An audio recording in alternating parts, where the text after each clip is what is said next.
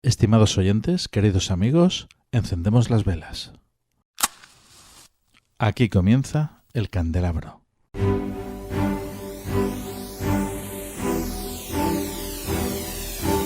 En la oscuridad de la noche, el candelabro nos ilumina y nos cubre de misterio. Arqueología imposible, geometría sagrada, simbología, encuentros cercanos a la muerte, esoterismo, ocultismo, misterios de la historia y ciencias de frontera que nos llevarán a otra dimensión. Todos los viernes a medianoche en Cadena Azul Radio y Azul FM. También puedes vernos en nuestro canal de YouTube y escucharnos en la plataforma iVoox.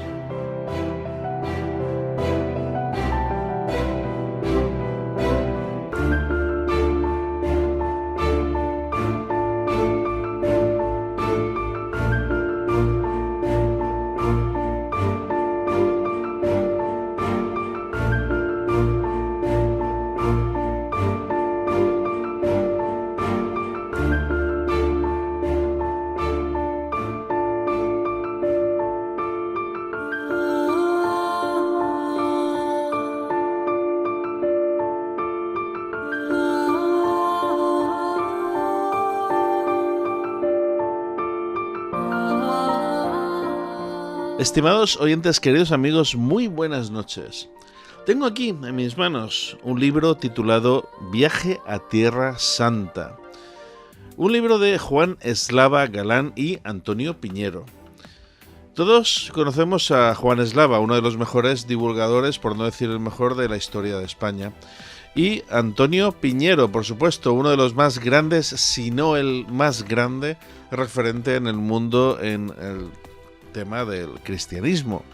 El libro es muy ameno, al mismo tiempo que, como nos tienen acostumbrados los dos autores, es muy riguroso y con un toque, en esta ocasión, de humor fuera de lo habitual, en el que viajaremos a Tierra Santa, Turquía y Grecia, reflexionando sobre los episodios más importantes del Nuevo Testamento. Para ello, esta noche vamos a tener en el candelabro a Antonio Piñero. Y por supuesto, parte del equipo del programa. Estarán con nosotros Quiteria Méndez, Juan G. Caparrós y José Sevilla. Pero antes vamos a regalar el libro que semanalmente estamos regalando aquí en el candelabro, con la gentileza de Ediciones Matrioska, que es la que nos proporciona estos libros que regalamos todas las semanas. En esta ocasión, el libro que regalamos se titula La Catedral del Alma, de Melinda Miceli, por supuesto de Ediciones Matrioska. ¿Qué tenemos que hacer para llevarnos este libro a casa? Es muy sencillo. Lo primero de todo, tienes que hacerte miembro de la comunidad fan del candelabro en iVoox. ¿Por qué? Porque dentro de la comunidad fan vamos a poner un post con la foto de este libro y ahí nos tienes que contestar a la pregunta que te vamos a hacer en apenas un par de minutos. Así que, pues ya sabes, tienes que hacerte miembro de la comunidad fan del candelabro en iVoox. ¿Y esto cómo se hace? Atentos. Hazte fan del candelabro en iVoox. Comienza con extras de nuestros programas, sorteo de libros y otros regalos. En iVoox verás una pestaña azul que pone apoyar y haciendo clic aquí podrás apoyar nuestra labor divulgativa con un coste mensual de 1,49 € al mes. Hazte fan del candelabro en iVoox ya mismo. ¿Te has hecho ya miembro de la comunidad fan del candelabro en iVoox? Pues vamos ya mismo con la pregunta para que nos la contestes ahí en ese post que hemos puesto con la foto del libro que esta noche regalamos. El primero que conteste se lo lleva. La pregunta es la siguiente. Hace apenas unos pocos programas estuvo aquí con nosotros la doctora y amiga Ana Mafé García. ¿En qué programa fue? ¿Cómo se titulaba este programa? ¿Quiénes participaron? Y la fecha de emisión de este programa. Si nos contestas correctamente, te llevas el libro.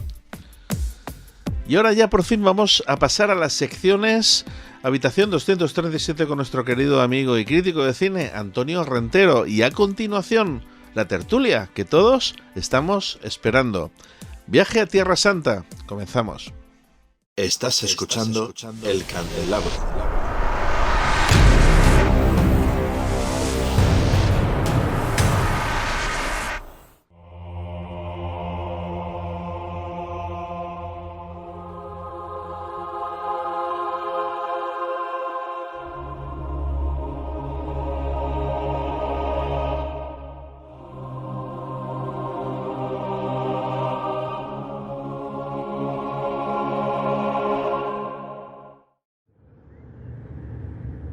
Habitación 237.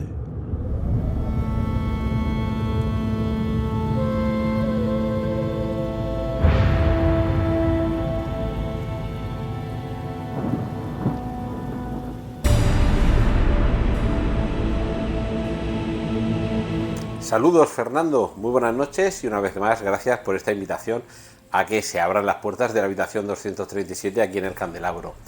En esta ocasión el tema protagonista, el tema de las cruzadas, no ha sido protagonista de demasiadas películas, aunque sí que ha habido personajes que provenían o que iban a las cruzadas. Desde Ricardo Corazón de León hasta Robin Hood, en distintas entregas cinematográficas y televisivas, han tenido algún paso por las cruzadas, pero precisamente el ir a Tierra Santa como núcleo de una película conocida, famosa, que merezca la pena, nos vamos a quedar con dos únicamente.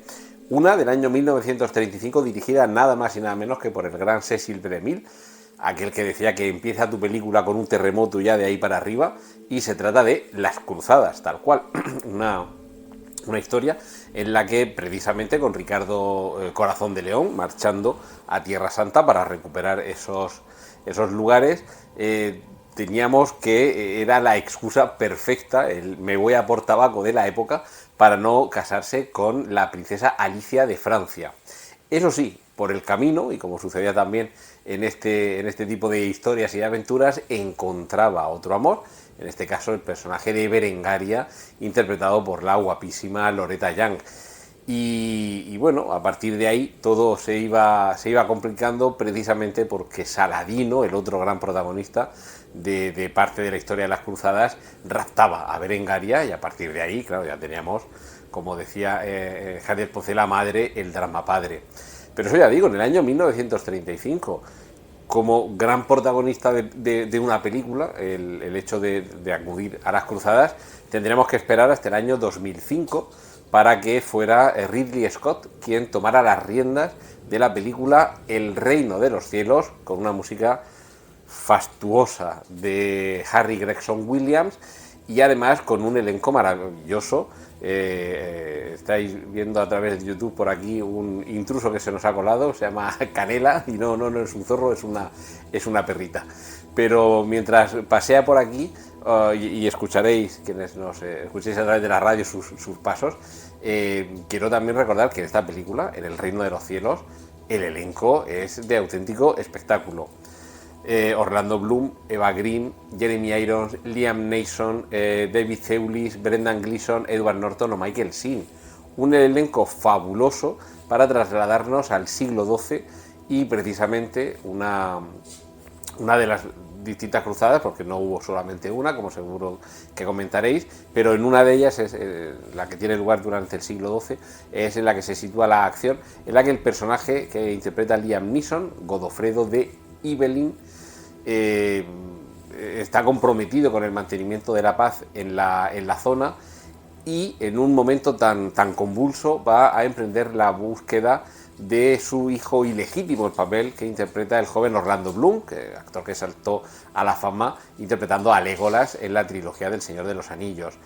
En este caso lo que tenemos es los conflictos que en muchas ocasiones sucedían con ese trasfondo de las cruzadas. La marcha de los caballeros a la Tierra Santa para recuperar esos territorios de manos de los infieles era también una forma, y seguro que lo comentaréis, de huir o de hacer méritos por situaciones que tenían lugar en la tierra donde vivían estos cruzados. Normalmente Francia, Italia, Alemania, España, Reino Unido, esa zona de la que se nutrían las cruzadas, la llamada a la recuperación de esos santos lugares, y luego lo que veíamos en películas como esta, en El Reino de los Cielos, pero sobre todo en libros de historia, es cómo no era todo batallar, que no era todo un pueblo inculto e incivilizado el que se encontraban los caballeros cristianos que acudían allí a las cruzadas. Y de hecho, bueno, el trasfondo que hay en esta película, en otras muchas historias, tiene que ver también con la convivencia en algunos momentos pacífica entre los habitantes de esa zona y quienes iban a tratar de recuperarla, entre quienes ya tenían un cierto dominio sobre esa tierra y los que tradicionalmente ya vivían allí, Y luego lo que más nos interesa en películas como El Reino de los Cielos, que son las batallas, las confrontaciones, los asedios, cómo se toma Jerusalén, cómo se defiende Jerusalén, cómo se llega a pactos entre los que vienen de fuera para recuperar los territorios, los que viven allí y quieren mantener lo suyo. En esta película es lo que tendremos. Además, viviremos esos momentos de tregua, en el caso concreto del Reino de los Cielos, la tregua que hubo entre la Segunda y la Tercera Cruzada, pero veremos que dentro de esas treguas no habría confrontaciones abiertas, pero al mismo tiempo había también ciertas fricciones soterradas que estaban esperando que en cualquier momento hubiera esa llamada a la Guerra Santa para recuperar la zona.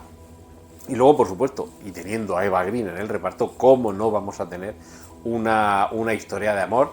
Y, por supuesto, todas las intrigas palaciegas de siervos, de vasallos, de señores que nos podamos imaginar. Y también lo que para muchos suponía las cruzadas, que se ve también reflejado, quizá un poquito menos en la película de Cecil B. DeMille, Las Cruzadas, la del año 35, pero un poquito más en este Reino de los Cielos del año 2005, en el que Ridley Scott refleja la aventura en el sentido de irse a buscarse la vida, porque uno podía conquistar el reino de los cielos, conquistar el reino de los hombres, o conquistar fortuna, fama y fortuna, como decía Tapón a Indiana Jones, precisamente en estos santos lugares. Y así me sirve para enlazar con el Oscar que le han dado al actor Ke-Huy Quan, que fue Tapón en la segunda película de Indiana Jones, personaje cuya tercera película precisamente se titulaba Indiana Jones y la última cruzada. Como ves, Fernando, el cine tampoco es que haya dado demasiado, y como colofón final, hablar de Las Cruzadas, una película que nunca llegó a rodarse.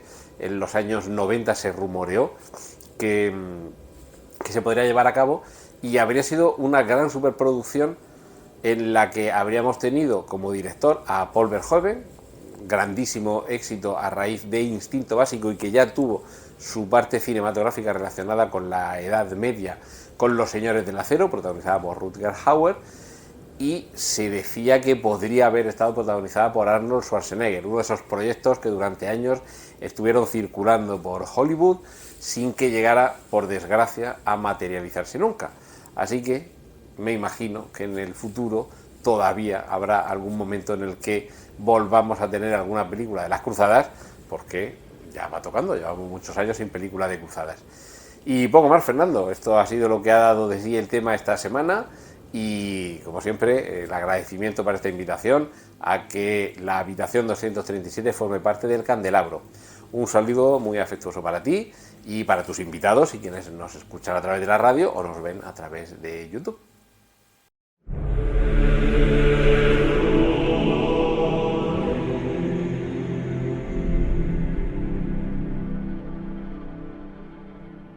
Uno de los mejores divulgadores sobre la historia de España, Juan Eslava Galán, se une a Antonio Piñero, uno de los grandes referentes en el mundo en cristianismo, en un libro ameno sin dejar de ser riguroso, un entretenido viaje por Tierra Santa, Turquía y Grecia, reflexionando sobre los episodios más relevantes del Nuevo Testamento. Esta noche, en El Candelabro, presentamos este libro de la mano de uno de sus autores, Antonio Piñero. Encendemos las velas. Estimados oyentes, queridos amigos, muy buenas noches y bienvenidos a esta tertulia que estamos todos a buen seguro esperando. Y es que tenemos esta noche aquí ni más ni menos que a Antonio Piñero. Antonio, muy buenas noches. Buenas noches, saludos a todos. Es un grandísimo honor tenerte aquí con nosotros en este programa del Candelabro y bueno, vamos a presentar también a los contertulios, parte del equipo del programa que está aquí. Quiteria Méndez, muy buenas. Buenas noches. José Sevilla. Muy buenas tardes. Y Juan G. Caparrós. Buenas noches a todos, un placer estar aquí. Como veréis, pues en algunas de las salas hay luz de día y es que hemos tenido que grabar este programa pues en la tarde porque, en fin, pues por tema de horarios, pues lo hemos tenido que hacer así, sencillamente. Pero bueno, vamos a disfrutar seguro, a buen seguro con con el libro, un libro que tenemos aquí en mi mano, que recientemente ha escrito Antonio Piñero. Es un libro que se titula Viaje a Tierra Santa, escrito por Antonio Piñero y Juan Eslava Galán. Y bueno, esta noche vamos a hablar de este libro y en general un poquito de la obra y reflexiones de Antonio Piñero acerca de, pues eso, de Tierra Santa. Y lo primero de todo, Antonio, este libro, Viaje a Tierra Santa, ¿de qué se trata exactamente? ¿Es una guía de viaje? Cuéntanos un poquito. Bueno, pues la idea esta nació, fíjate, en Bolonia. Curiosamente, yo estaba allí en una tesis doctoral de uno de mis alumnos más estupendos y resulta que me encontré con que un colega mío, que estaba también en el tribunal, había escrito junto con un periodista y un hombre muy famoso una suerte de obra sobre la vida de Jesús y la investigación de Jesús en ese momento. En Italia es increíble los religiosos que son y el interés que tienen por la religión. Y resulta que este colega mío, que se llama Mauro Pesce, me dijo que él creía que como era una suerte de libro contrario a lo que había escrito el Papa que acaba de fallecer ahora, ¿no? Y que la gente pues le parecía muy bien el que saliera un señor de la televisión con un erudito discutiendo temas que tenían el sello papal, pues atrajo a tal número de personas que se vendieron, me dijo él, 700.000 ejemplares. Bueno, yo no me lo podía creer. Y entonces dije yo, bueno, yo creo que esto es una cosa que a nuestra manera lo podemos hacer también en España. Y entonces yo, pasado un cierto tiempo, le envié este libro de Mauro Pesce a Juan Eslava Galán. Éramos amigos desde antes y nos conocíamos. Y dijo Juan, bueno, bien, yo ahora estoy muy ocupado, pero a mí se me ocurre que nosotros vamos a hacer una cosa bastante distinta y mucho más divertida. Digo, ¿cómo, Juan? Sí, pues mucho más divertida. Vamos a hacer un viaje a Tierra Santa. Bueno, pero eso nos va a llevar tiempo. Que tenemos que hacerlo, Antonio. Y resulta que así fue. Y resulta también que con una sociedad de viajes que se llama Pausanias, que se dedica a viajes culturales, ¿no? Que yo creo que algunos la conocerán y yo creo que es muy buena, pues hicimos no uno, sino 2 viajes. O sea que auténticamente el primero a Tierra Santa y el segundo parte a Jerusalén y parte a Grecia y Turquía tras las huellas de Pablo. Es decir, que aquí hicimos una especie de indagación sobre Jesús sobre el terreno y al mismo tiempo pues seguir las huellas de Pablo, que al fin y al cabo es el que le da al personaje Jesús de Nazaret, que hubiera pasado desapercibido prácticamente en la historia, le da un realce fenomenal porque lo presenta ante un público minoritario del Imperio Romano en ese momento como un Salvador verdaderamente interesante y efectivo que podía hacer la competencia a otros dioses salvadores. Bueno, pues dicho y hecho, claro que eso llevó pues 3 años aproximadamente de reflexión, porque si nos apuntamos a un viaje, nos apuntamos al otro y resulta que finalmente hice plasmados los 2 viajes y terminados los 2. Ciertas cuestiones editoriales que cada uno tenía por su parte, pues yo me eché en brazos de Juan. Y dije, Juan, tú eres un fenómeno y todo lo que tú cojas así en tus manos, estoy seguro que la gente se divierte. Porque si yo ahora les cuento aquí todo esto como hizo Mauro Pesce en Italia, seguro que se aburren. Hombre, no, Antonio, no digas eso, que tú eres tan divertido. Venga, Juan, no digas tonterías. Total, que entonces nos pusimos y en menos de 6 o 7 meses, sin vernos, fijaos lo que es eso, sin vernos ya, sino solamente enviándonos un capítulo y yo leyéndolo. Empezaba siempre Juan, ¿no? Y me enviaba por correo electrónico un capítulo.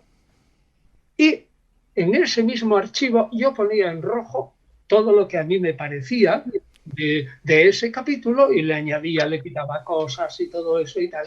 Y luego ese mismo archivo, fijaos una cosa, es el mismo archivo siempre, ¿eh?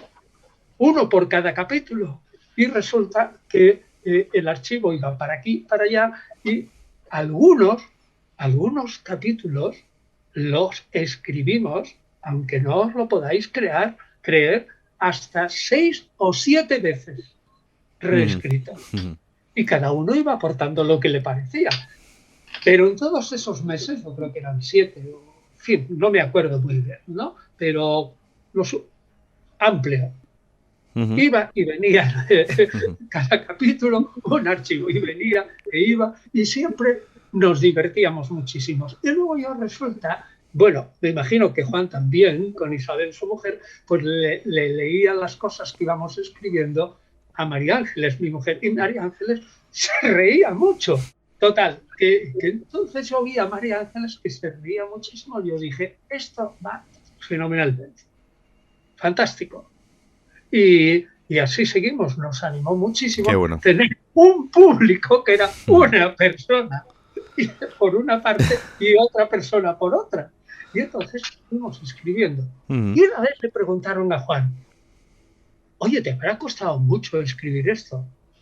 Y dice, a mí que va, ninguno, porque si yo decía algún disparate siempre estaba Antonio detrás que lo corregía. Y alguien me decía a mí, oye, ¿y a ti te habrá costado mucho escribir esto? Y dice, a mí nada, porque como Juan es tan divertido, pues resulta que yo me pongo en brazos de Juan. Total, que uno en brazo del otro y el otro en brazo del uno, salió un libro que en realidad pues es de todo.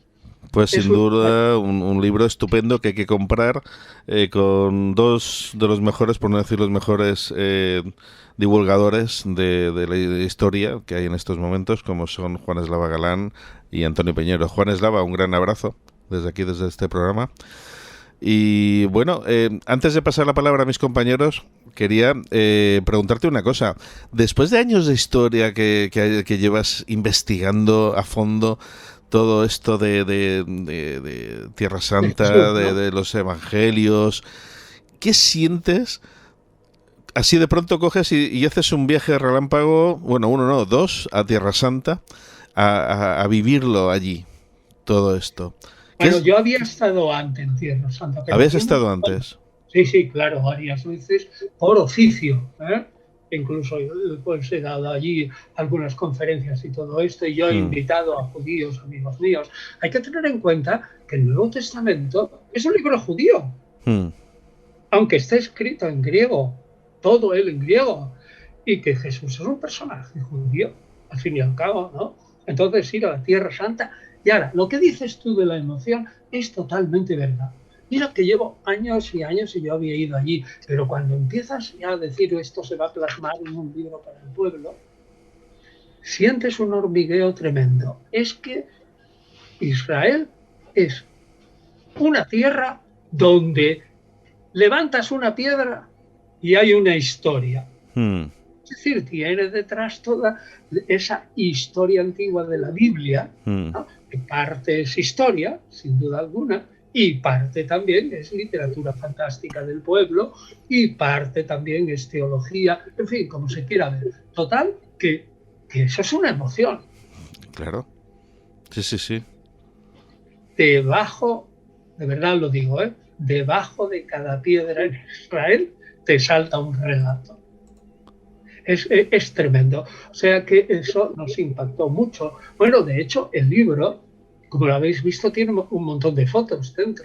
Sí, fotos en color, preciosas. Y bueno, y una colega nuestra hizo, Paloma Villarreal, hizo 265 fotos. O sea que teníamos para dar y tomar. Más algunas así de otras que en fin, hay que pagar por utilizarlas porque no lo hubiéramos hecho nosotros o nos interesaba de algún momento que era mejor de lo que habíamos hecho, pues se utilizó también. Total, ¿qué respondo? Es una emoción tremenda ir a Israel. Imagino. Pues vamos ya a pasar la palabra, que estoy seguro que nuestros compañeros estarán deseosos de hablar y preguntarte, y en fin. Quiteria, adelante. Pues yo he estado leyendo reseñas durante todo el día de ayer y de hoy, y se presenta el libro como el viaje de dos escépticos o el viaje de dos canallas. Quería preguntarle qué hay de cierto y cuánto de canalla tienen ustedes en el libro. Bueno, pues es verdad. Somos unos canallas, entre comillas, porque tocamos un tema religioso burlándonos de nosotros mismos y en algún aspecto tomando, y eso también es verdad, le puede molestar a alguno, pero aseguro ciertamente que no es nuestra intención en absoluto, y se ve que hay bastante respeto en el libro, aunque esté escrito por dos así. Dos canallas quiere decir que son gente que cosas muy serias se lo toman un poquito a broma. ¿Ha sido más fácil escribir desde el humor, profesor? ¿Cómo dices? Perdón, no te entendí. ¿Ha sido más fácil escribir desde el humor? Sí, es mucho más fácil el humor,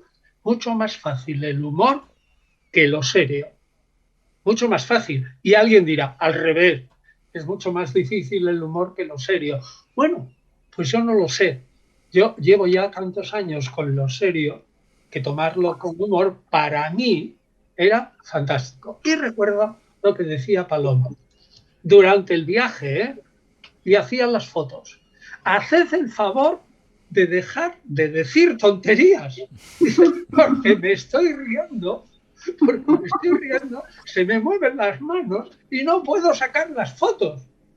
O sea, que estábamos en el viaje, pues también riéndonos de nosotros mismos, de lo que decía. Y ahora una cosa, en los dos viajes yo fui de guía, es decir, que yo me involucré también, ¿no?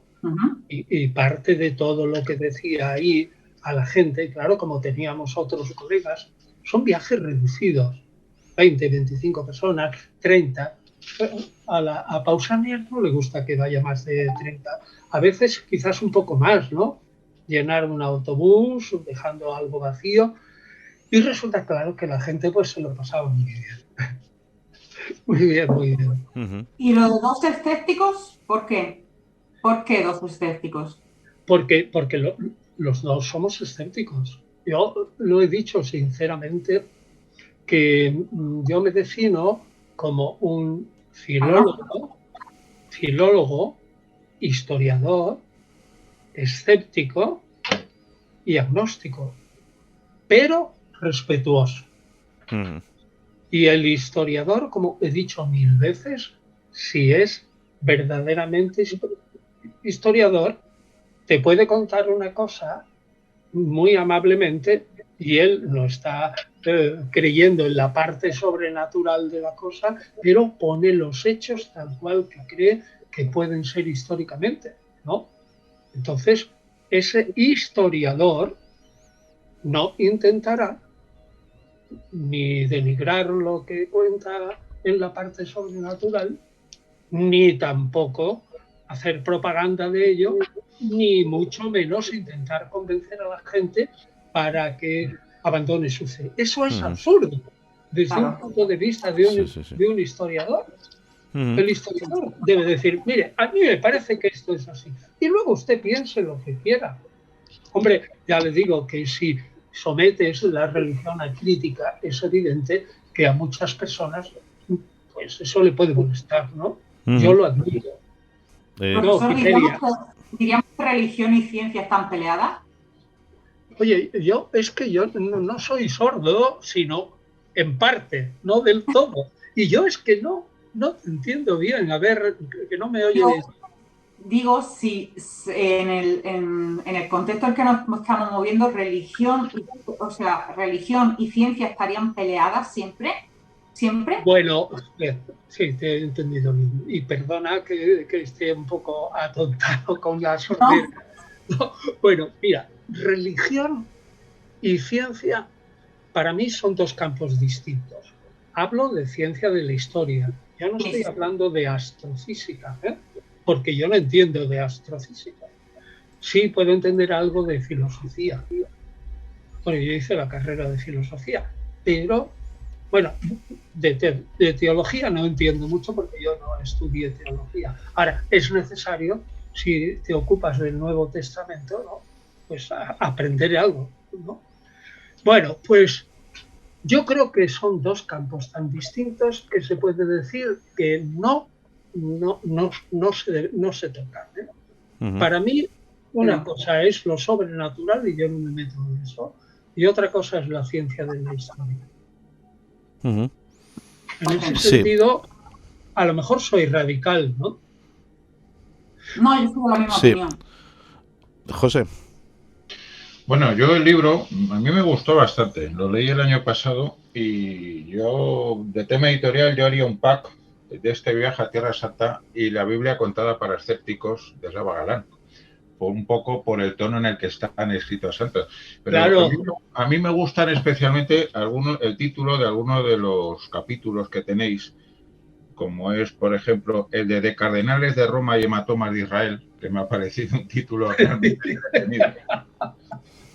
Es verdad. O algunos otros, pues por ejemplo, que tenemos el de Eutarquio Angarilla, doctor forense. O sea, son artículos, son capítulos del libro que merecen muchísimo la pena. Y he de lamentar que Antonio me ha quitado un poco un cierto grado de ilusión, porque yo le imaginaba a él y a Slava Galán como a un personaje, mi favorito de la saga de Indiana Jones, que es Marcus Brody, perdido por esos zocos de Tierra Santa, dando vueltas y tratando de preguntar, ¿no? Pero el libro, sobre todo, demuestra dos cosas. Es, por un lado, un conocimiento profundísimo y muchísimo más serio, porque hacer las cosas con humor implica conocer mucho más los temas. Es decir, ser un poco aburrido y querer dárselas de sapiencia es un recurso fácil para la gente que no está formada, pero escribir de una manera comprensible y meter muchísimos datos y muchísima información de tal manera que el lector es capaz de aprenderla con H sin darse cuenta, pues eso ya implica un trabajo importante. Antonio, ¿qué capítulo es o cuál es para ti, dentro de esta guía de viaje a Tierra Santa, lo primero que el viajero que va, aprovechando por ejemplo ahora la Semana Santa, qué es lo primero que tendría que ver? ¿O qué sería lo primero? Por ejemplo, ¿qué nos puedes contar del buen rollo existente entre todas las iglesias que tienen derechos en el Santo Sepulcro, que uno tiene arriba? Cuando se fueron unos, entraron otros frailes y les quitaron el derecho a otros, etcétera, en una serie de comunidad de vecinos que parece escapada de 13 Rue del Percebe. Pues tienes toda la razón, porque el buen rollo lo has dicho también con un humor muy escéptico y con claramente ironía. De buen rollo no hay nada, desde luego se pelean de una manera muy notable, porque desde el siglo IV ya se cayó en la cuenta. Estamos en la época de Constantino, en torno al 325 y un poquito antes, ya se cayó en la cuenta en Jerusalén, los obispos de Jerusalén, que el viaje a Tierra Santa proporcionaba mucho dinero. Sí, tal cual. Y entonces, eso es bastante serio. ¿No te parece a ti? Al ser bastante serio y siendo las órdenes religiosas gente que, aunque vivan de la religión, están en la realidad, pues se pelean por tener una parte de ese buen dinero que les sirve de sustento. Y hay otra cosa. Los judíos, estos que son muy fanáticos y que están en el núcleo de Jerusalén, en ese barrio que se llama Mea Shearim, los que son más fanáticos siguen todavía convencidos de que el Estado de Israel y el mundo entero tiene que pagarles a ellos. Es decir, no hacen otra cosa, no quieren ir al ejército, no pagan impuestos, no participan de la vida pública, están todo el día trabajando entre comillas, en sus rezos y en su estudio de la ley de la Biblia en general, pero están convencidos de que ellos, con su oración, fijaos, es como si yo tuviera las manos así, ¿no? Se imaginan a Dios que está así. Bueno, pues ellos con su oración por debajo están sosteniendo la mano de Dios. Y si ellos no rezan, las manos se abren, ¡plof!, y el mundo se hundiría en la nada. Es decir, volvería a la nada. Hombre, vamos a ver, creo haber leído que para este grupo de sectas, al gentil que despreciativamente se le llama Goyim, está destinado a servirles. O sea, sí, es un colectivo terriblemente de unos grados de racismo y de xenofobia tan grandes que supera prácticamente cualquier cosa. Llevan así pues casi 3.000 años, 2.500. Bueno, pero es natural. La época de Tito, prácticamente. Pero es natural, José. Yo entiendo a los judíos que desde pequeños les han inculcado la idea de que son el pueblo elegido. Mira, curiosamente además, en esa literatura apócrifa que no sale en el libro, en el libro que hemos escrito Juan y yo, fundamentalmente lo que hablamos es de los evangelios, de historia de la Iglesia, y no hablamos de literatura apócrifa. Pero en la literatura apócrifa judía, conservada por cristianos, es decir, literatura complementaria al Antiguo Testamento que los judíos acabaron rechazando, pero los cristianos las recogieron y dijeron, estupendo, si esto aquí, claro, el cristianismo al principio era una secta judía más, ¿no? Y entonces esos escritos alimentaban su fe, porque les hacían unirse también a Jesús, que al fin y al cabo pues, era judío. Pues bien, aterrizo. Hay un libro que se llama Testamento de Moisés. Y yo creo que al principio dice claramente, y está luego repetido en otros sitios, el mundo fue hecho por Dios para Israel. ¿Sabes lo que significa eso? Todo el universo fue hecho por Dios para Israel. Testamento de Moisés, al principio. No te puedo dar la cita exacta, pues de memoria no sea que me equivoque. No sé si es el 1 al principio, 1.10 o es el 10.1 o por ahí, pero está ahí claramente. Bueno, pues eso es lo que pasa. Entonces, claro, vas a Israel y sientes el peso. El mundo está hecho para Israel. Es tremendo. ¿Cómo lleva la sociedad? Yo tengo ganas de ir a Israel, no lo conozco, tengo clientes, pero son fundamentalmente de Tel Aviv. ¿Cómo lleva la sociedad judía el ser una sociedad abierta y moderna en ciudades como Tel Aviv? ¿Y cómo lleva, por otro lado, la convivencia con estos barrios de Jerusalén que yo creo, por lo que me han comentado, son la noche y el día? O sea, es incluso la convivencia entre ellos es difícil. Sí, la convivencia es difícil, pero los judíos ya saben desde el principio de su existencia, que han tenido que acomodarse a todo el entorno, a todo lo que está alrededor, sea hostil o no. Ellos dicen, es un proverbio judío, 2 judíos, 3 opiniones. 2 judíos, 3 opiniones. ¿Entendéis? Sí. Eso quiere decir que están acostumbrados a discutir todo el tiempo. Entonces, yo creo que los fanáticos ven a los judíos, por ejemplo, fijaros, fijaos que lo voy a poner en un ejemplo que habéis visto a lo mejor en el periódico. Ya que hablaste, José, de Tel Aviv, la enorme marcha que se hizo en Tel Aviv contra Bibi Netanyahu para que no haga esa reforma judicial que ciertamente sometería a los jueces al Parlamento, se hizo en sábado, donde está prohibido andar más de 200 codos. Y es un país que convive.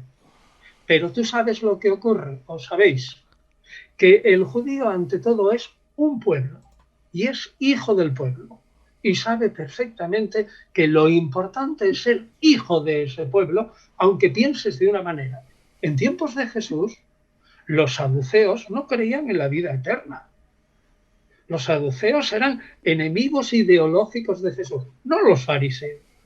Los saduceos, no los fariseos, porque al fin y al cabo el pensamiento de Jesús era muy afín, muy parecido, si es que no era de algún modo fariseo. Pero los saduceos opinaban radicalmente distinto y los dos eran tremendamente judíos y los dos convivían. Pues ahora igual, exactamente igual. Siguen conviviendo. Además, si no conviven y si no se toleran, si no tienen una unidad, los matan. ¿Sí o no? En cierta manera, pero resulta paradójico que ese planteamiento de la unidad como pueblo, en este caso basado en el... matan los de alrededor. No, está claro. Pero resulta paradójico que, teniendo en cuenta la historia del siglo XX, que ese planteamiento de unidad de pueblo frente al mundo coincide también con la tradición germánica de la Herrenblut, la hermandad de la sangre con la cual nos encontramos, que proviene de los visigodos y es la que se acoge también precisamente el supremacismo alemán. Entonces, es una paradoja. Es una paradoja que los dos pueblos que han podido tener en este siglo XX un protagonismo mayor lo hayan sido incluso por la misma razón, por ese concepto de diferencia frente al otro. Claro, tú ten en cuenta que el ultranacionalismo lleva radicalmente, como se ha dicho bien claro, al genocidio. Si eres un ultranacionalista, te crees absolutamente capacitado por el orden divino, que se afirma de una manera u otra para que te quedes tú con todo. Hay una cosa que quizás en la política actual la gente no caiga en la cuenta, es que el pueblo chino, por ejemplo, el pueblo chino es radicalmente xenófobo. Ha estado la mayor parte de su historia voluntariamente encerrado.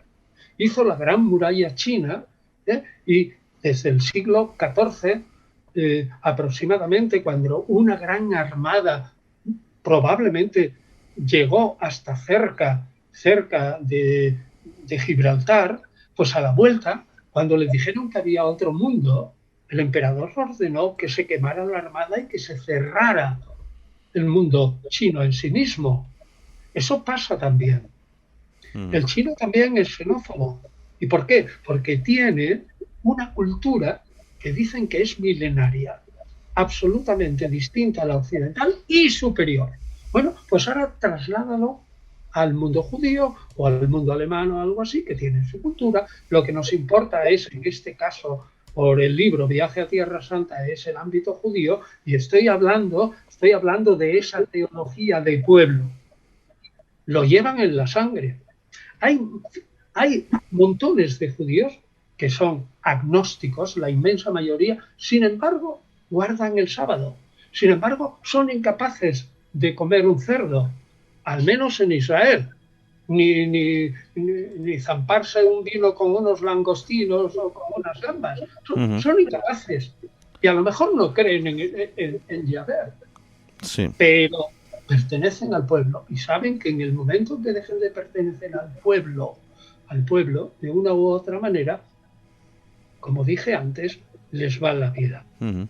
Ahora, nos estamos desviando un poco porque realmente en el libro este tema del Israel actual lo tratamos, pero relativamente poco. Relativamente, efectivamente. Claro, lo que nosotros tratamos es hacer un viaje por Israel y, a propósito de lo que vemos, suscitar las ideas de lo que vemos que se ven reflejados en los evangelios con el trasfondo de Jesús.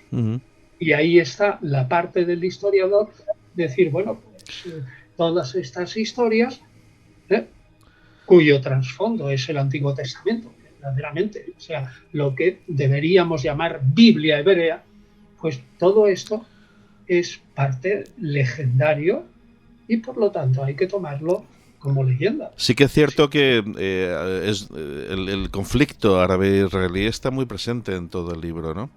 Sí, pero es cierto, está presente y alguno quizás nos puede acusar, se os ve las orejitas así, que largas, las orejitas del lobo, que si estáis tratando bien a los árabes y en contra de los judíos, yo creo que no. No. No, yo creo que no, yo creo que intentamos mantener, al fin y al cabo, si algo he hecho yo en mi vida es estudiar judaísmo. Sí. Juanje tiene... Yo quería preguntarle a Antonio que cuando hablamos de Tierra Santa, exactamente se refiere a las zonas que se reflejan en la Biblia, en el Nuevo Testamento, porque habrá partes que, digamos, pertenecen a Israel también a la parte árabe, ¿no? Porque en la parte, digamos, la zona de Cisjordania, ¿no? También habrá pasajes. Entonces, concretamente, ¿cómo podemos, digamos, acotar lo que es Tierra Santa? Bueno, Tierra Santa depende de quien lo considere. La Tierra Santa como tal es propiamente para los judíos, porque es la tierra que según el Génesis, desde el capítulo 12 al 17, fundamentalmente Dios prometió a Israel. Es decir, a Abraham, que después tiene a Isaac a Jacob, y Jacob se transforma en Israel. Es decir, a Abraham y a su descendencia le promete una tierra que emana leche y miel y una descendencia absolutamente numerosa. Ojo, y también que Abraham será padre, y en el fondo sí es padre en la época, es jefe de numerosos pueblos. Eso es lo que está allí presente y yo creo que eso es también un dato a tenerlo en cuenta. Insisto, el libro habla mucho de los árabes, pero está escrito con un cariño especial a los judíos, sin duda alguna. Al fin y al cabo, mi vida espiritual transcurre en ámbito judío. No puedo ser un adversario de Israel, es imposible, ¿no? No puedo criticar. También los israelitas critican a su propio pueblo y a su partido y tal. Pero no. Si vivo en ámbito judío y sobre todo si afirmo que yo no puedo entender el Nuevo Testamento si no estudio el judaísmo, realmente o soy positivo o si no tendría acceso, ¿no? O sea, se cortocircuitaría mi mente. Yo no sé si en el libro, yo no sé si eso yo lo expreso y si en el libro se nota o no. José, que tú lo has visto, Fernando, que tú lo has leído también, Quiteria, que también, ¿no? Decidlo porque yo mismo no sé qué impresión puede causar a mí.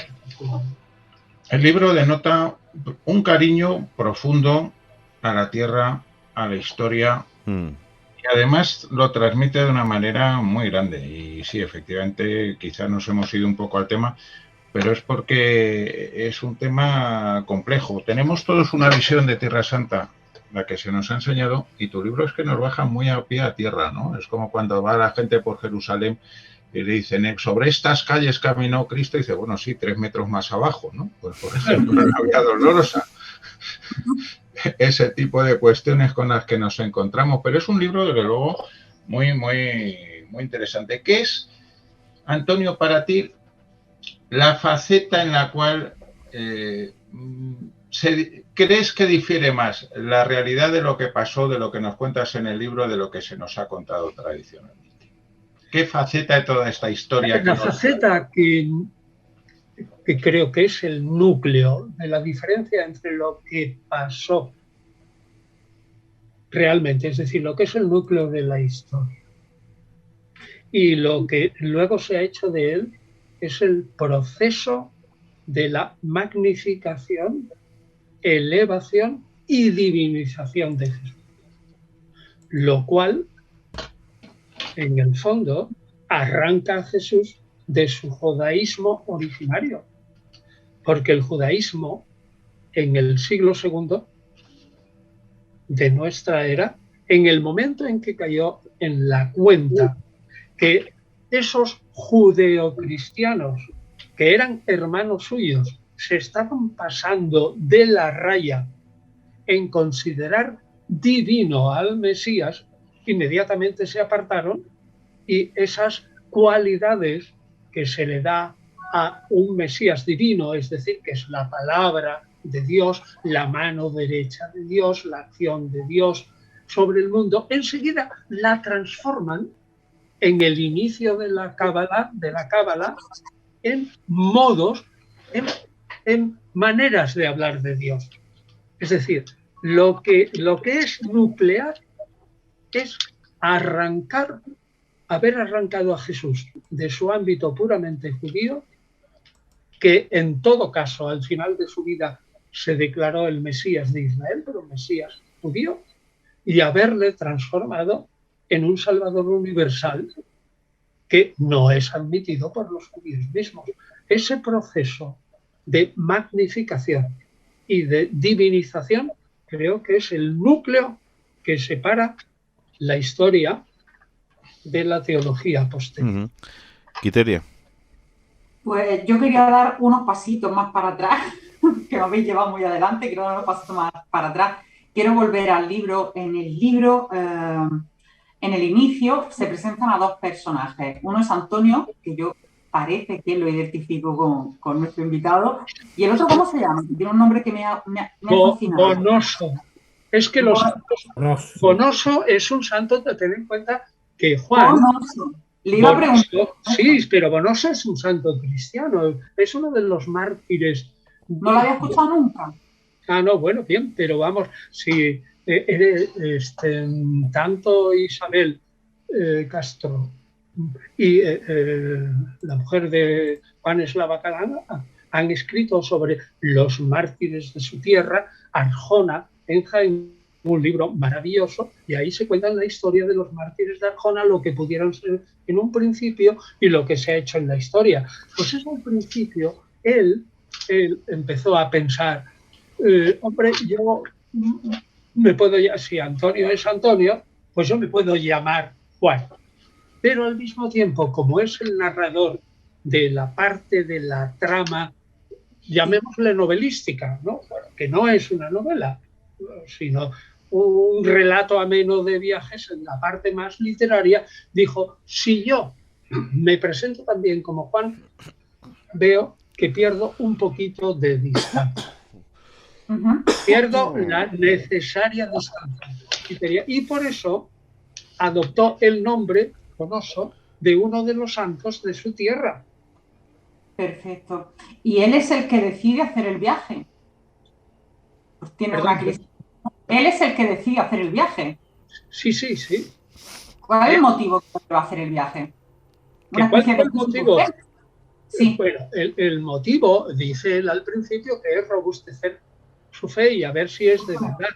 Pero en realidad el motivo del viaje para nosotros es tener las vivencias para que el libro que yo había pensado al principio, que no era un viaje, sino un diálogo con él, tuviera un poquito de carne y estuviera como encarnado en personajes que nos encontramos, algunos son ficticios, otros no, de tal manera que pudiéramos presentar algo palpable, más que un diálogo, ¿comprendes? En Sí. ese sentido, por eso, no sé, ¿Cómo fascinación? en fin, tú verás, pero yo creo que es interesante ver que Juan sigue manteniendo ahí toda su personalidad. Aquel que lo conozca en persona sabe que Bonoso está reflejando a Juan y lo que piensa. Ahora, se toma el pelo. Antes, José, tú decías lo de la Biblia contada para escépticos. Tú tienes el libro ese también de Juan. Pues si te fijas, está dedicado a mí.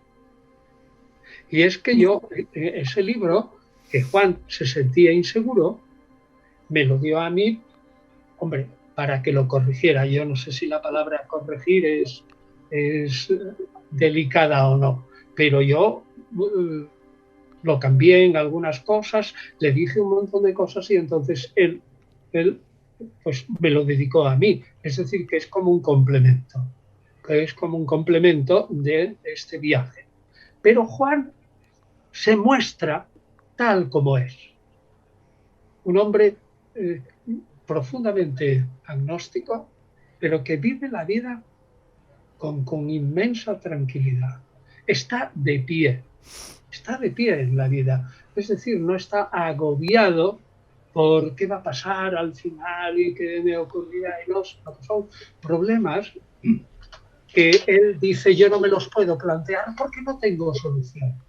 Y entonces, como no tengo solución, lo que hago es vivir la vida y aceptar lo que me da. En ese aspecto es un poquito menos trascendente, ¿eh? Se plantea menos el problema de la trascendencia, aunque al principio le dice a su mujer, hombre, bueno, su mujer más bien le dice al hombre, pero si tú no has sido trascendente en tu vida, ¿qué vas a hacer tú ahora por ahí solo? Y dice, bueno, pues ya, a ver qué sale, voy a probar. Y entonces, al final, yo creo que no cambiamos ninguno de los dos de postura. No, seguimos siendo exactamente igual, no trascendentes, pero en algún aspecto seguimos los dos viviendo la vida de pie. Es decir, no hemos ido por Israel como una maleta. Sí.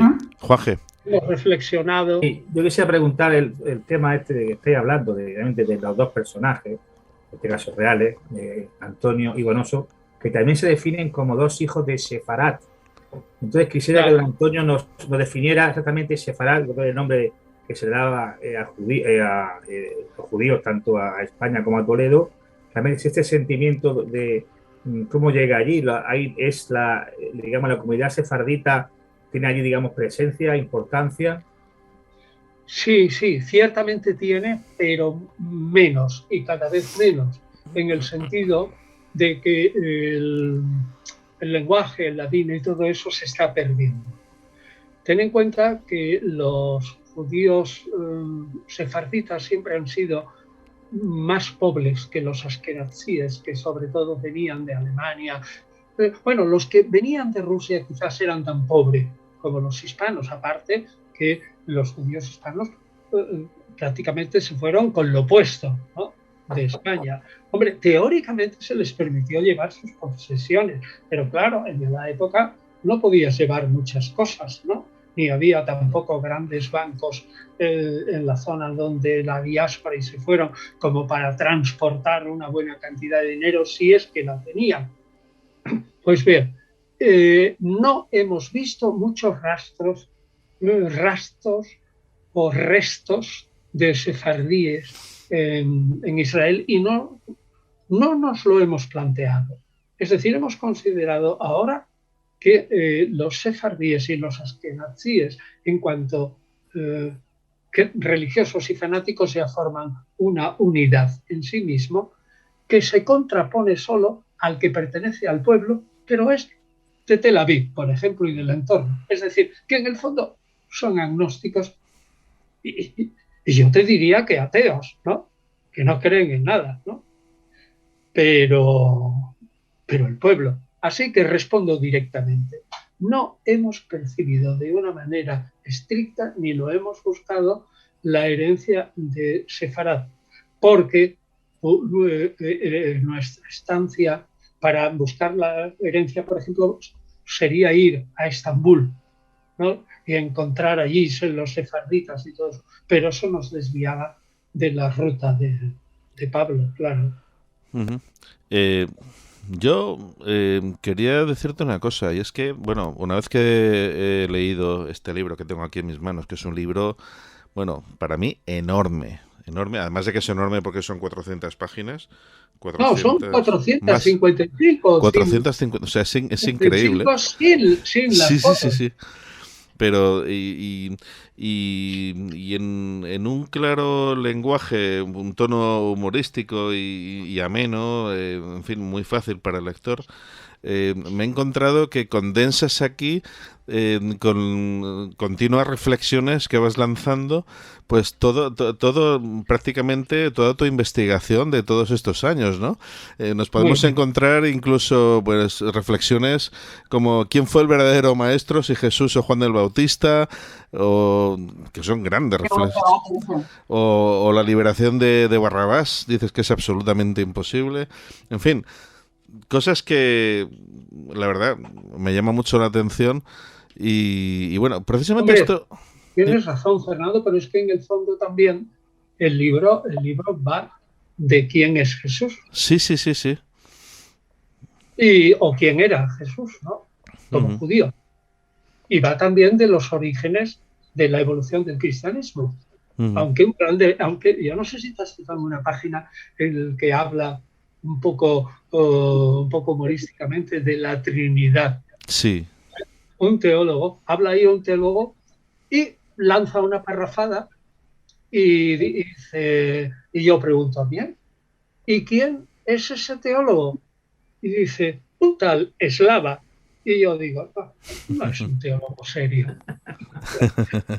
Eso está en el libro. ¿Pero por qué? Porque estamos tratando esa teología que deriva y se pone encima de la figura histórica de Jesús. Efectivamente, tienes razón. Ahí aparece destilado también gran parte de los puntos importantes de mi investigación sobre Jesús de una manera amena. Sí, y bueno, te felicito, porque la verdad es que es una maravilla de libro. A propósito de este último comentario que te he hecho sobre la liberación de Barrabás, ¿me podrías aclarar un poquito, en fin, podrías ampliar un poquito más esta información? Bueno, lo que decimos es que conocemos a Poncio Pilato, lo conocemos perfectamente a través de lo que de él escribe Flavio Josefo y lo que él escribe Filón de Alejandría. Lo conocemos perfectamente. Y era un individuo que no es el individuo que es pro Jesús en todo el Evangelio, que duda, sobre todo en el Evangelio de Juan, sino un individuo durísimo que odiaba a los judíos y que casi estaba intentando pincharlos en todo momento, aunque duró 10 años. Eso es lo primero. O sea, que esa actitud benevolente para con Jesús no es histórica. Y en el caso de Barrabás, lo que decimos es que es posible que allí haya un reflejo de una pequeña noticia que aparece en el Evangelio de Marcos, en que dice, y es que había habido esa revolución, una insurgencia, no dice cuánto, con el resultado de un muerto. ¿Vale? Y entonces creemos que Barrabás puede ser el reflejo de algún personaje que la tradición lo hace un antagonista de Jesús, al fin y al cabo porque a uno lo liberan y a otro no, pero que en realidad era un preso político. Entonces, nos encontramos con que el juez era durísimo, estaba en contra de los judíos. Y lo que no he dicho hasta ahora, no tenemos ninguna noticia, ni una sola noticia de que hubiera la costumbre de en la Pascua liberar a un preso y menos a un preso que probablemente estaba manchado de sangre de un soldado romano. Verosímil no es. Y entonces, como toda la escena del ecce homo y todo eso es absolutamente inverosímil, por ese contexto histórico en el que no encaja ni la figura de Jesús, ni porque ahí aparenta como un hombre pacífico y tal, y que dialoga. Bueno, primero guarda silencio, pero al final, según el Evangelio de Juan, mantiene un diálogo con Poncio Pilato. Y resulta que todo eso no encaja dentro de la reconstrucción del Jesús histórico. Y entonces decimos, el proceso de Barrabás probabilísimamente nos parece que según la ciencia histórica no es en absoluto verosímil y por tanto probabilísimamente no es histórico. Ahora, ¿cómo se introduce allí? Ujú. Ese sí que es otro problema. ¿Por qué se introduce dentro del Evangelio un anti-Jesús? Ten en cuenta que Bar Abás significa en arameo hijo del Padre, como Jesús que luego es identificado por la teología judeocristiana como hijo del Padre. Es como si hubiera habido un desdoblamiento de la figura de Jesús, que una sale liberada en Barrabás y en otra sale condenada. Curioso. A la verdad, eso es un enigma literario. Ujú. Se han dado 1000 explicaciones, pero yo a lo que... De hecho, don Antonio, cuando dice Poncio Me Pilato atrevo... que él no ve, digamos, a Jesús de Nazaret, no ve culpabilidad en ese hombre. O sea, que hay una parte que, el famoso de que se lava las manos, ¿no? Según dice la Biblia, él no ve, él se dirige al Sanedrín, digamos, judío, que no debe, digamos, culpable a esa persona, ¿no? Es imposible, es absolutamente imposible. Y yo lo he dicho en el libro y lo he dicho en la realidad, una cosa muy sencilla. Un individuo, por muy pacífico que sea, yo no niego que Jesús hubiera sido pacífico. Tampoco niego que si tenía 20 o 30 discípulos hubieran llevado armas, evidentemente, porque andaban circulando por ahí y en las carreteras no había policía, ¿no? Y entonces todo el mundo llevaba armas defensivas. Vale. Afirmo, sin embargo, que Jesús no tenía ningún ejército. Vale también. Pero ¿qué es lo que predicaba Jesús? Que va a venir inmediatamente el reino de Dios sobre la tierra de Israel. Y entonces, ¿qué dice Herodes Antipas y qué dice Poncio Pilato? Los dos. A este individuo me lo cargo. Porque en el reino que está predicando, aquí no cabe. Vamos, no cabemos. Ni Herodes Antipas, ni Poncio Pilato, ni Anás, ni Caifás, y desde luego Tiberio menos. Y el Imperio Romano tampoco. Ya solo esa prédica del reino de Dios, desde un punto de vista judío y tal como lo entendía el pueblo, situaba a Jesús fuera totalmente de la ley romana. Era un peligro público, como lo había sido Juan Bautista, y Flavio Josefo lo dice en ese famoso texto sobre Juan Bautista, que está mucho menos interpolado que el de Flavio Josefo sobre Jesús, y que es muy interesante, que dice, y Herodes Antipas lo mató, porque se temía un motín del pueblo, sin más. Y lo mató porque era una especie de seductor del pueblo. Y se adelantó. Herodes Antipas es designado como un zorro en el Evangelio de Lucas por Jesús. Y decirle a ese zorro, ¿no? En el capítulo 13 y tal, que ya me puede perseguir a muertes, pero que yo me escapo, que al final me cogerá y si me mata tampoco pasa nada. Porque yo, que soy un profeta, otros muchos profetas han muerto ya en Jerusalén. Como historiador no hay manera de encajarlo. Y también he expuesto que como historiador resulta muy difícil explicar cómo se introdujo allí la historia. Y ya digo que es algo así como un anti-Jesús. Sí. Desde luego, en los tiempos de Tiberio, la justicia del imperio para los rebeldes, los guerrilleros, etcétera, no podemos decir que se aplicase con una especial generosidad. Así que Antonio es totalmente clara. El imperio era, de hecho, podríamos calificarlo casi inexorable. Y tenemos el ejemplo claro de la toma de Masada, por ejemplo, que es una obra de ingeniería y que acaba totalmente con la revuelta. Es decir, tras Masada, por así decirlo, Israel no vuelve a tener un peso en la historia durante ¿cuánto? ¿Un milenio? Bueno, tras Masada todavía queda, esa es el fin de la primera revuelta. Ten en cuenta que hay dos revueltas más. En tiempo de Trajano, que es más pequeñito, en la Cirenaica, es decir, Libia, y en Chipre, en las islas, que también fracasó en torno al 117 al 18, y luego la gran segunda revuelta en época de Adriano. Allí sí que fue la hecatombe. 135. y una hecatombe tan terrible que ya me dirás, del 135 hasta que en 1948 se proclama de una manera oficial el Estado de Israel, esos son 19 siglos, ¿no?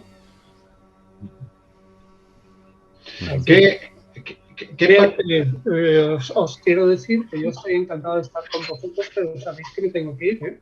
Sí, ya estamos en los últimos minutos, sin lugar a dudas. Vamos a aprovechar a exprimirte al máximo, pero ya queda muy poquito, efectivamente. Tenía una última pregunta, un personaje que a mí me fascina. Quiero saber qué vamos a aprender de nuevo en este libro sobre Pablo, sobre el apóstol. Bueno, sobre Pablo, el apóstol, se aprende también bastante porque se desidealiza. Es decir, este libro pone en tela de juicio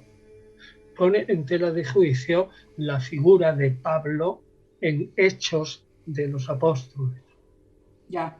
Y presenta la teología de Pablo de una manera muy distinta a la normalmente expresada por la Iglesia. Y de acuerdo no solamente con este libro, sino con otro libro mío que yo he dedicado a la figura de Pablo, Guía para entender a Pablo, en la que técnicamente expongo eso. ¿Qué vamos a aprender? Pues considerar a Pablo realmente con una teología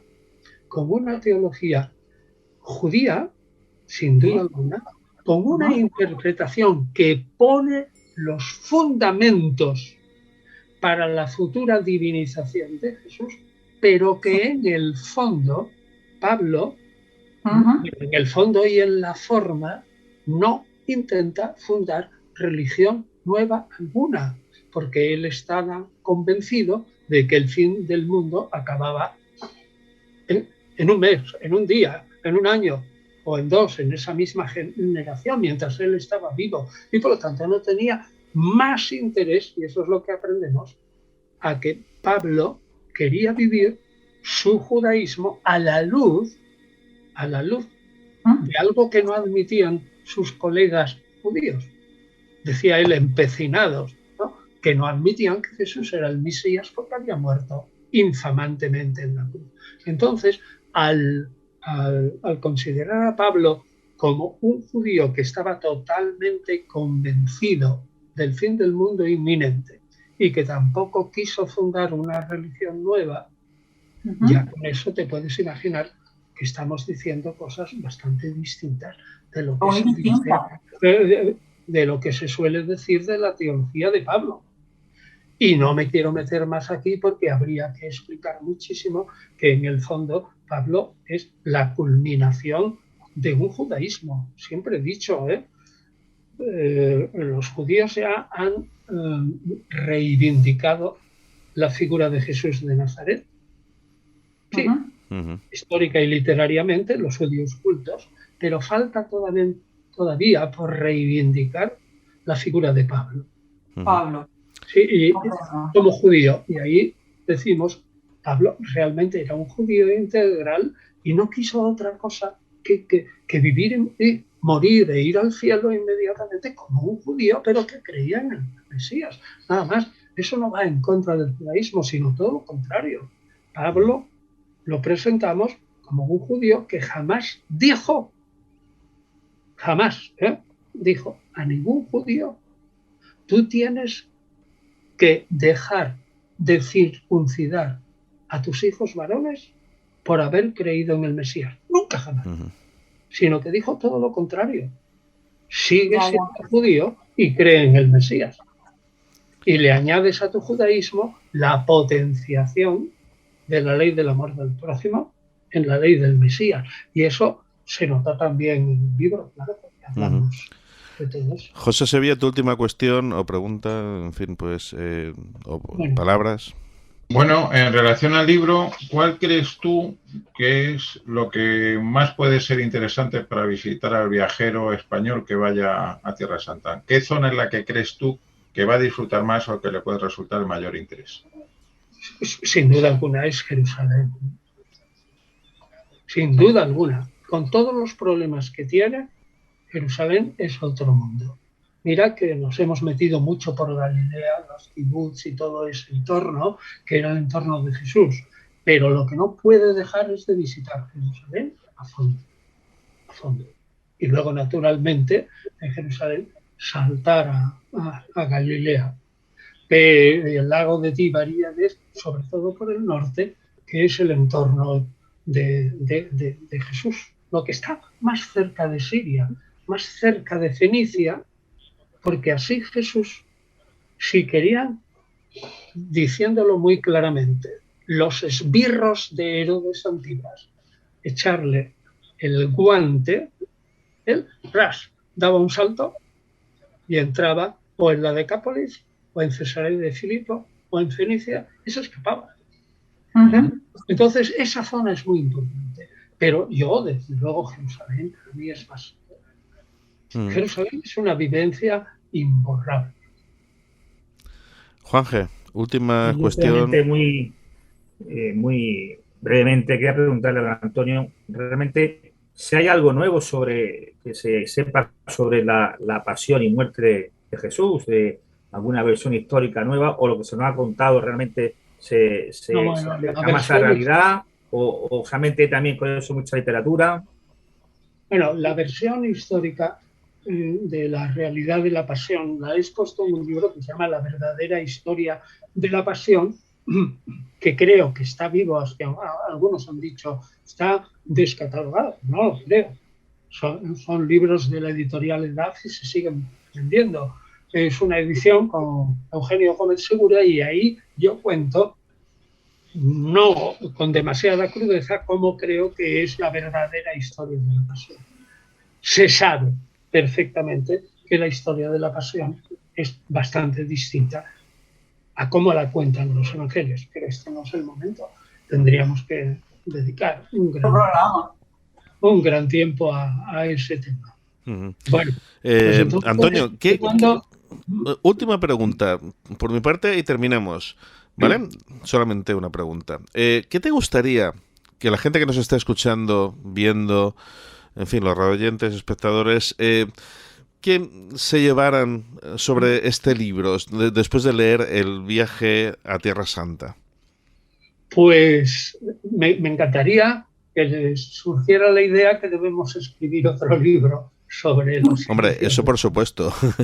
Pues eso es lo que yo digo, pero lo veo un poco difícil. Pues Antonio, muchísimas gracias, porque bueno, esto es una maravilla. Tenerlo en casa, este libro, es una maravilla. Lo aconsejamos desde aquí, desde el Candelabro, y te agradecemos de corazón que estés esta noche aquí con nosotros. Es un auténtico honor y bueno, ya sabes siempre dónde tienes tu casa, aquí en el Candelabro. Bueno, pues muchísimas gracias a vosotros. Yo también me lo paso muy bien. Estoy hablando de lo mío. Me habéis hecho preguntas muy interesantes y yo creo que sí que le puede interesar a la gente ver cómo también dentro del humor pues, se filtra, ¿no? Entre las bromas, las veras, ¿no? Las veras, entre las bromas, las veras.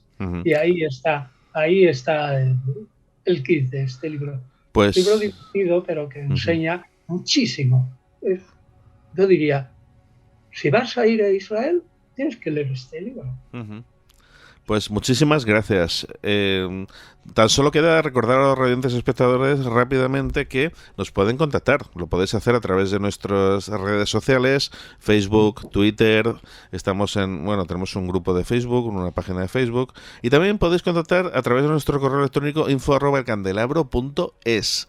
Estamos emitiendo en YouTube, luego lo subimos a iVoox y ahí pues nos podéis seguir, podéis darle al like y por supuesto también nos podéis apoyar. ¿Cómo nos podéis apoyar? Haciéndose uno miembro de la comunidad fan del Candelabro en iVoox. ¿Y esto cómo se hace? Atentos. Hazte fan del Candelabro en iVoox. Comienza con extras de nuestros programas, sorteo de libros y otros regalos. En iVoox verás una pestaña azul que pone apoyar y haciendo clic aquí podrás apoyar nuestra labor divulgativa con un coste mensual de 1,49 € al mes. Hazte fan del Candelabro en iVoox ya mismo. Queridos amigos, muchísimas gracias y nos volvemos a encontrar el próximo viernes aquí en El Candelabro, en Azul FM Radio, en YouTube y en iVoox. Gracias a todos, Juan G., José Sevilla, Quiteria, Méndez y, por supuesto, Antonio Piñero. Qué maravilla tenerte aquí esta noche. Muchísimas gracias. Bueno, gracias. No, yo nada, simplemente hablo lo que me parece que me sale del corazón en este momento, o sea que no es tampoco nada especial. Pero, vamos. Bueno, un abrazo a todos. Un abrazo, hasta pronto. Gracias.